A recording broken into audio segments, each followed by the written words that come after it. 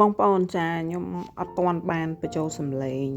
ទៅលេងចំការប៉មណាទៅបេះផ្លែប៉ោមចាចំការប៉មនេះខ្ញុំទៅរាល់ឆ្នាំបងប្អូន3ឆ្នាំជាប់គ្នាហើយទៅក្រោយពីមកពីប្រទេសស្ប៉ាញទៅលេងពងឯក្មេកខ្ញុំអាទិត្យដែលបន្ទាប់ហ្នឹងគឺតែងតែទៅបេះផ្លែប៉ោមហ្នឹងចាផ្លែប៉ោមនៅចំការហ្នឹងមានច្រើនប្រភេទបងប្អូនមាន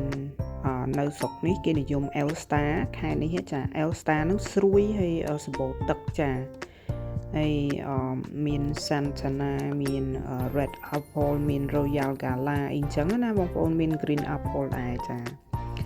ហើយខ្ញុំទៅនេះចំការមួយចំនួនគឺបានបេះអស់ហើយ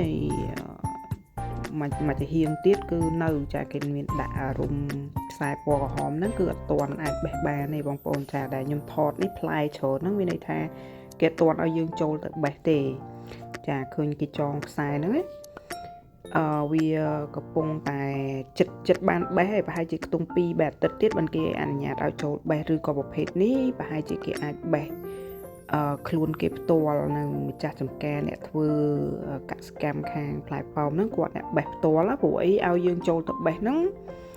ចំការដែលយើងឲ្យយើងចូលទៅបេះហ្នឹងគឺមានផ្លែប៉ោមធ្លាក់ច្រើនណាស់នៅស្រោចដីតែម្ដងចាបងប្អូនពួកយើងអត់ចេះបេះគេមានរបៀបបេះគេអញ្ចឹងណាគេប្រាប់របៀបយើងបេះហើយនេះគឺផ្លែពណ៌បងប្អូនចា